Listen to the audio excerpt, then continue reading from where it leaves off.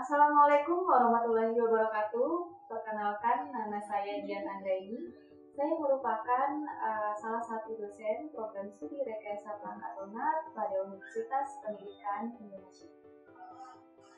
Pada kesempatan kali ini, saya akan menyampaikan pernyataan dari dosen dalam unjuk kerja Tridharma Perguruan Tinggi atau PDD UKTPP bidang pengajaran. Mata kuliah yang akan saya jelaskan adalah mata kuliah pemrograman web, di mana mata kuliah pemrograman web ini merupakan salah satu mata kuliah wajib yang ada pada program studi Rekayasa Perangkat Lunak. Mata kuliah ini merupakan mata kuliah praktikum yang memiliki bobot 3 SKS dan akan dilakukan selama 16 tahun. Mata kuliah pemrograman web mempelajari prinsip-prinsip dasar pemrograman web untuk membangun sebuah website. Adapun materi yang akan dipelajari di mata kuliah ini meliputi HTML, CSS, dan juga JavaScript yang digunakan untuk membangun sebuah website statis dan mengaplikasikan untuk kasus sederhana. Mata kuliah ini juga akan membahas server scripting language menggunakan PHP yang terkoneksi dengan MySQL untuk membuat website dinamis dalam menyelesaikan masalah nyata dalam kehidupan sehari-hari. Adapun capaian pembelajaran dari mata kuliah ini, yang pertama, mahasiswa mampu menguasai konsep dasar website dan pemrograman web. Yang kedua, mahasiswa mampu menguasai konsep HTML dan membangun website menggunakan HTML. Dan yang ketiga, mahasiswa mampu menguasai konsep CSS dan membuat website menggunakan CSS. Yang keempat, ini mahasiswa mampu menguasai konsep JavaScript dan dapat membangun website menggunakan JavaScript. Tentunya yang kelima, mahasiswa mampu menguasai konsep program web client server dan mampu membuat halaman web dinamis dengan bahasa pemrograman PHP. Dan yang keenam, mahasiswa mampu membuat website dinamis menggunakan bahasa pemrograman PHP yang terkoneksi dengan database MySQL. Dan yang ketujuh, mahasiswa mampu merancang dan membuat sistem informasi berbasis website sesuai dengan kasus nyata pada kehidupan sehari-hari. Adapun metode pada perkuliahan ini adalah menggunakan metode case method dan juga project based learning. Ini akan memberikan mahasiswa tantangan masalah dalam kehidupan sehari-hari dan dipecahkan dengan tim. Sistem pembelajaran pada mata kuliah pemrograman web ini menggunakan dua, yaitu ada sinkronus dan juga ada asinkronus. Metode sinkronus sendiri yaitu perkuliahan yang akan dilaksanakan secara tatap muka langsung yang akan dilakukan di lab komputer MTL, dan asinkronus dilengkapi dengan berbagai bahan ajar seperti modul praktikum, video pembelajaran, dan set perkuliahan yang dapat diakses pada LMS UPI yaitu SPOT. Adapun evaluasi untuk mata kuliah ini dibagi menjadi beberapa. Yang pertama adalah keaktifan dengan bobot 10%, yang kedua itu ada tugas dengan bobot 20%, selanjutnya ada UTS 30%, dan UAS ada 40%. Adapun referensi yang kita gunakan pada mata kuliah pemrograman web ini adalah yang pertama, dengan judul pemrograman web untuk pemula dengan penulis saya sendiri, Dian Andraini dan Andriana di tahun 2002. Yang kedua, ada dari pemrograman web dengan PHP dan MySQL. Penulisnya ada Solihin Ahmad di tahun 2012. Dan yang ketiga adalah JavaScript Defined Web tahun 2011. Selanjutnya, yang terakhir ada John Duckett di tahun 2008, membahas terkait dengan beginning web programming with HTML, XHTML, dan CSS di edisi kedua. Baiklah, sekian penjelasan dari saya mengenai mata kuliah pemrograman web ini. Selanjutnya, selamat menyaksikan materi perkuliahan pemrograman web untuk pertemuan kedua yang membahas mengenai HTML atau Hypertext Markup Language. Assalamualaikum warahmatullahi wabarakatuh. Waalaikumsalam warahmatullahi wabarakatuh. Apa kabar semuanya, sehat? Alhamdulillah. Pertemuan hari ini kita akan melanjutkan perkuliahan terkait dengan HTML, yaitu Hypertext Markup Language. Oke, sebelum kita masuk ke materi di pertemuan kedua ini, kita akan review sedikit dulu materi di pertemuan pertama, di mana pertemuan pertama kita membahas terkait dengan apa itu website dan apa itu pemrograman web, ya. Di mana pemrograman web itu terdiri dari HTML, CSS, dan JavaScript. Di mana HTML ini merupakan tulangnya, ya, dia merupakan bingkainya ketika kita mau bikin sebuah halaman web. Selanjutnya dia ada CSS, di mana CSS ini merupakan skin gitu ya. Kalau di sini teman-teman bisa lihat yang tadinya masih tulang belulang, sekarang dia sudah diberikan baju gitu. Di mana bajunya sudah ada warna merah, ada celananya juga warna biru dan juga punya sepatu. Jadi kalau dilihat secara visual, ketika kita menambahkan CSS itu sudah lebih menarik ya, sudah lebih menarik, sudah lebih bagus gitu. Yang terakhir ini ada JavaScript, di mana JavaScript ini sebagai brandnya, ya. Jadi sebagai otak ya, dia sebagai otak di website yang akan kita buat gitu. Jadi kalau misalnya tadi hanya HTML dan CSS aja, itu belum bisa ada otaknya, maksudnya dia belum ada aksi ya, belum ada aksi. Setelah kita tambahkan JavaScript, ini sudah ada kecerdasannya gitu ya, sudah ada logik yang bisa diimplementasikan di website kita gitu. Baik, sebelum masuk ke perkuliahan kedua ini, yang dimana kita akan membahas tentang HTML atau Hypertext Markup Language, saya pengen tanya dulu nih, apa sih itu HTML? Silakan Mbak Fit. Oke Bu, kalau HTML kan singkatannya itu Hypertext Markup Language. Tapi kalau pengertiannya mungkin biasanya digunakan untuk membuat dan juga memformat suatu konten yang ada pada halaman di web browser, Bu. Oke, jadi di sini kata kuncinya adalah markup language. Jadi ini sebuah bahasa markup gitu ya. Jadi kalau misalnya ada bahasa markup, ada juga bahasa pemrograman. Kalau bahasa pemrograman itu apa sih? Saya Bu. silakan Mbak Fi. Jadi kalau menurut saya itu bahasa pemrograman itu yang memiliki logik, sedangkan markup itu tidak memiliki logik. Oke. Betul ya. Jadi bahasa pemrograman ini merupakan, dia dikatakan bahasa pemrograman ketika dia memiliki sebuah logik. Misalnya dia ada kondisi di sana, dia ada proses looping gitu ya. Nah itu kan ada logik yang akan mengaturnya. Sementara kalau bahasa markup, seperti yang dibilang sama Rapid tadi, dia hanya memberikan ya bentuknya tag-tag yang nanti akan ditampilkan di web browser gitu.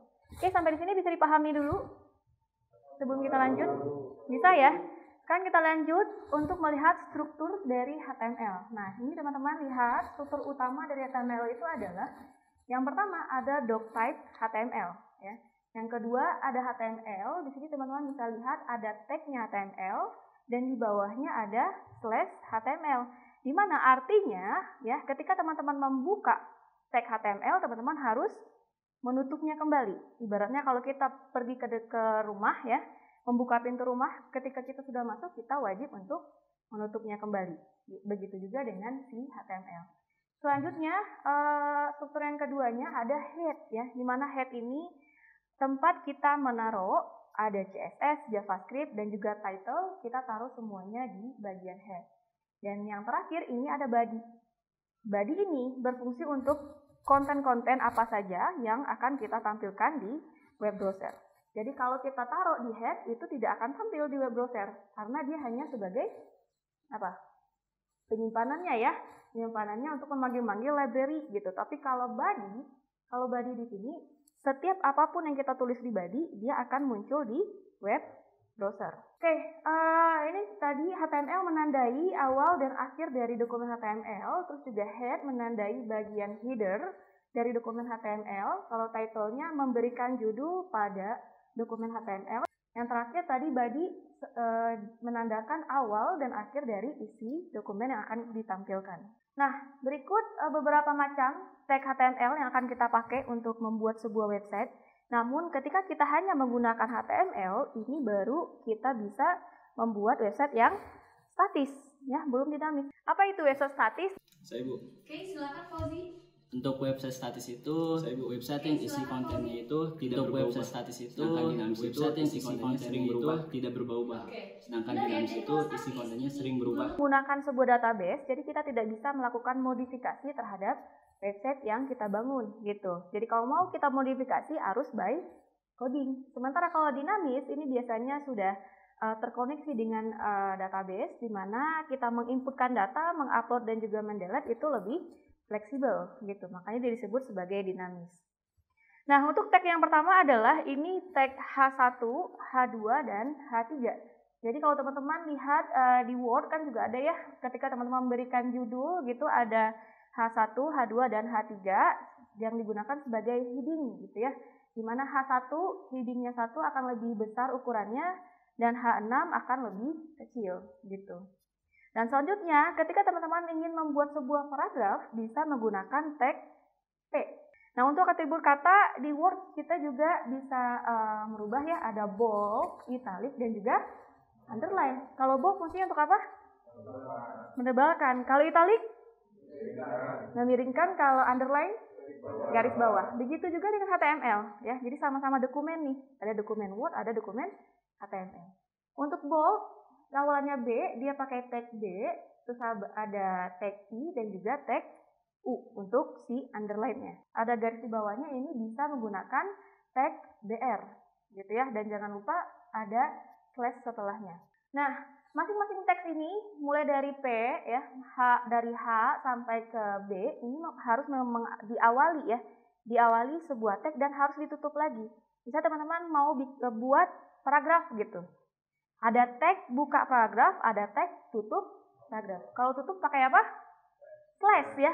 Jadi dia menandakan kalau dia berakhir itu ada slash-nya. Oke, sampai di sini bisa dipahami? Nah, selanjutnya nih, kira-kira ada tag UL, OL dan LI. Ini fungsinya untuk apa? Katanya enumerasi. Penomoran ya.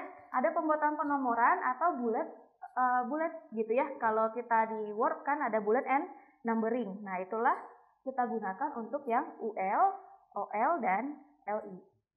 Terus, ini untuk garis mendatar, kita bisa pakai HR. Nah, yang terakhir adalah IMG. Nah, kira-kira IMG ini untuk apa? Mengambil gambar ya. Jadi, kalau kita bisa menampilkan sebuah gambar di web browser atau di halaman web kita bisa panggil dia dengan menggunakan IMG. Namun, IMG ini ada tambahannya, ada source-nya. Jadi dia pengen tahu gambar yang mana yang akan ditampilkan. Ya, jadi ada IMG, src sama dengan gambar yang akan kita ambil. Nanti kita akan cobakan ya. Oke, selanjutnya ada tag A, di mana tag A ini fungsinya adalah untuk link. Contohnya link apa sih? Tautan, misalnya teman-teman kalau masuk ke menu login, ketika kalian belum mempunyai akun, pasti akan diarahkan untuk registrasi. Di bawahnya kan ada tulisan registrasi. Nah, tulisan registrasi itu ada tag link yang dimana nanti ketika kita klik dia mengarahkan atau ngedirect ke halaman registrasi gitu ya. Selanjutnya ada tabel. Tabel ini fungsinya buat apa? Sama ya. Jadi ada membuat tabel di HTML kita. Jadi kalau tabel ada kolom dan juga baris gitu. Jadi di tabel di sini dia juga punya kolom dan baris di mana dia ditunjukkan oleh TR dan TD ya. Dia akan menggunakan TR dan juga tag TD gitu. Selanjutnya tag form. Tag form biasanya digunakan untuk apa? Buat formulir ya. Salah satunya kalau di website apa sih contohnya? Bikin registrasi, bikin login ya. Itu kan ada text field-nya gitu untuk isiannya. Nah, itu menggunakan sebuah form gitu. Kalau form perlu ada tutupannya juga nggak? Perlu ya. Kalau form perlu ada tutupannya. Kalau HR perlu ada tutupan nggak? Tidak ya. Jadi kalau dia yang tidak punya tutupan, harusnya di akhirnya langsung dikasih slash. Ya, jadi dia bisa berdiri sendiri. Gitu. Jadi tidak harus ada tag untuk memulai dan tag untuk mengakhiri. Gitu. Dia cuma punya tag untuk satu aja. Sementara kalau yang tidak ada slash di belakangnya, itu dia harus mempunyai tag tutupan. Sekali lagi kalau nutup pakai apa? Slash. Kalau form, kalau kita buka tag form berarti tutupnya dengan slash form. Gitu ya, bisa dipahami ya? Nah, di form tadi yang sudah dibilang sama teman-teman ada beberapa inputan, salah satunya ada input dan juga text area. Kalau input ini biasanya digunakan untuk teks yang sifatnya singkat ya. Jadi hanya beberapa karakter. Sementara kalau teks area dia lebih panjang. Biasanya kalau registrasi teks area digunakan untuk apa? Alamat ya.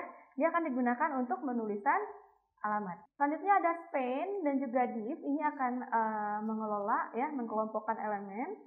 Dan ketika teman-teman pengen membuat rumus gitu ya, perumusan misalnya pakai rumus matematika ataupun rumus kimia, ini teman-teman bisa pakai sub dan sub.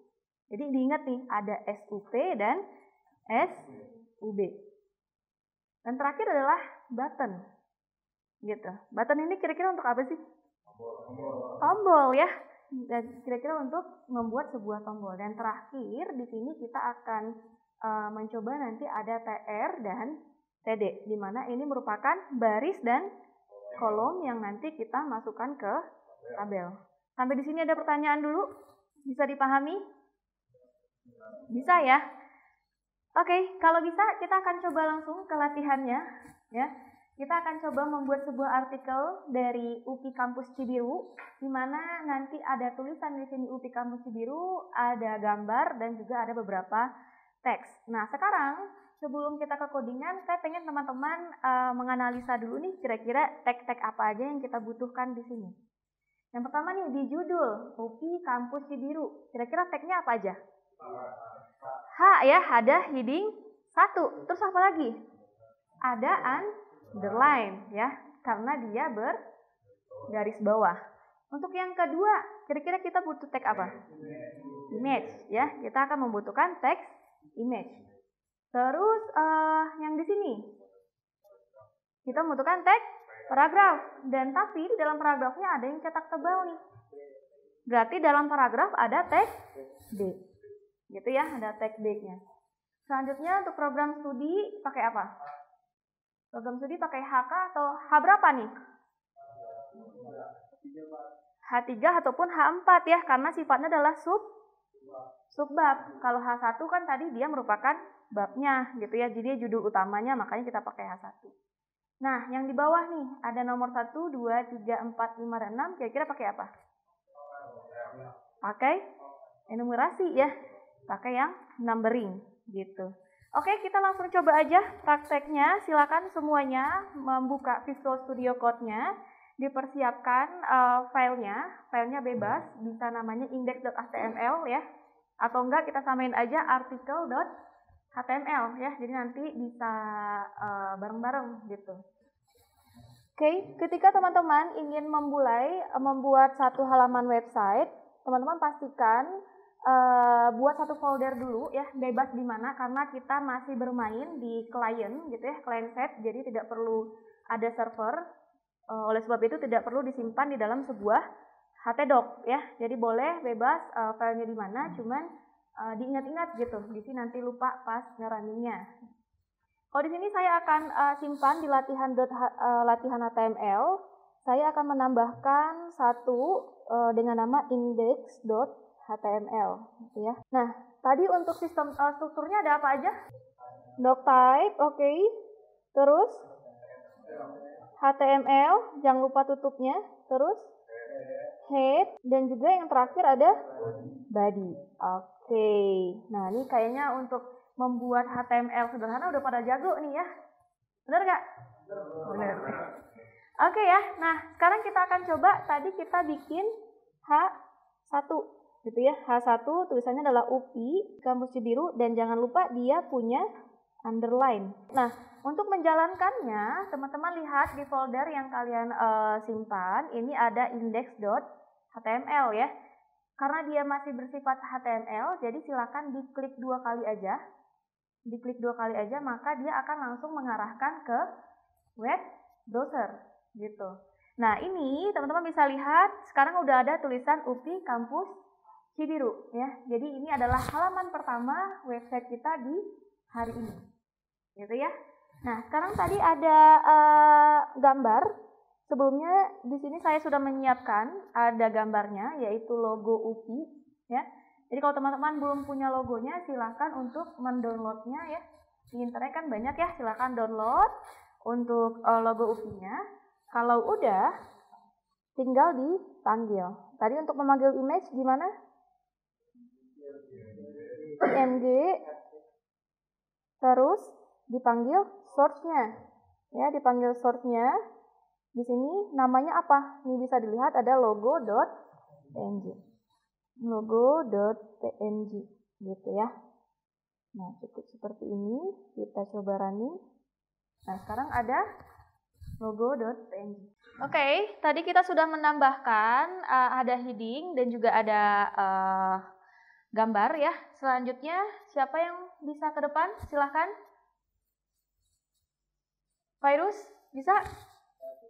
Oke, silakan maju. Teman-teman sambil Virus buat, teman-teman perhatikan dan juga kalian langsung praktekkan di komputer masing-masing ya. Biar nanti kita bareng-bareng nih. Jadi kita namanya ngobar ya, ngoding bareng. Oke, di sini Virus menambahkan tag P, artinya dia akan membuat sebuah paragraf. Dan untuk kampus Cibirunya sepertinya ada tag yang perlu ditambahkan ya. Karena dia cetak tebal di situ. Oke, sudah berhasil ya. Jadi Virus sudah bisa menambahkan paragraf ya, paragraf di mana penjelasan terkait dengan kampus Cibiru, dia menggabungkan antara tag P dan juga tag B, yang dimana nanti akan mencetak tebal dari kampus daerah Cibiru sampai ke Indonesia. Oke, cukup Virus, terima kasih. Sampai di sini ada pertanyaan? Misalnya kita mau menambahkan warna ke dalam teks itu gimana? Oke, bagaimana cara kita menambahkan warna di dalam teks ya? Sebenarnya kalau pemberian warna yang bagus itu kita harus menggabungkan dengan CSS gitu. Jadi kita bisa mengatur stylenya seperti apa. Namun karena kita belum masuk ke perkuliahan CSS, di HTML juga bisa mengganti warna. Nah, untuk penggantian warnanya teman-teman, di sini kita akan coba ganti yang UPI Kampus Cibiru ya. Ini hanya menambahkan tag font. Ingat, ini adalah tag font, dari ini tutup dari fontnya. Karena warna berarti itu pakai color ya. Color, langsung ditulis aja di sini color. Mengubah warnanya jadi apa? Biru ya, blue gitu. Oke. Nah, cukup seperti ini. Jadi ada font, color sama dengan blue. Ini menunjukkan warnanya yang mana. Dan yang terakhir adalah tutup font. Oke, kita coba running. Nah, kelihatan ya, yang tadi warnanya hitam, sekarang menjadi biru. Gitu. Oke, bisa dipahami? Ada pertanyaan selanjutnya? Silakan, Rivi. Ya bukan, ini font size-nya kalau di sini tuh masih mengikuti default dari web browser-nya. Nah, gimana sih Bu kalau kita tuh pengen ngatur si font size-nya itu? Oke, mengatur font size. Nah, ini menarik ya, karena tadi ketika Virus menambahkan tag paragraf, di sini fontnya masih mengikuti size yang ada di browser gitu. Nah, pertanyaannya bagaimana kalau kita pengen ngaturnya? Caranya sama ya. Tadi teman-teman tinggal nambahin font di P-nya sebelum ya. Tutupnya adalah setelah P. Jadi tutup ini menandakan kita mau ngubah fontnya itu di mana gitu. Kalau ukuran biasanya pakai apa? Kalau warna kan color ya. Kalau ukuran biasanya size. Oke, betul ya. Size ini kita kasih 10 px. Biar kelihatan mungkin berapa? 20 px. Oke, kita coba running. Nah, ini di sini akan kelihatan dia hampir menyerupai heading ya kalau 20. Menyerupai heading di sini yang tadinya kecil menjadi besar gitu.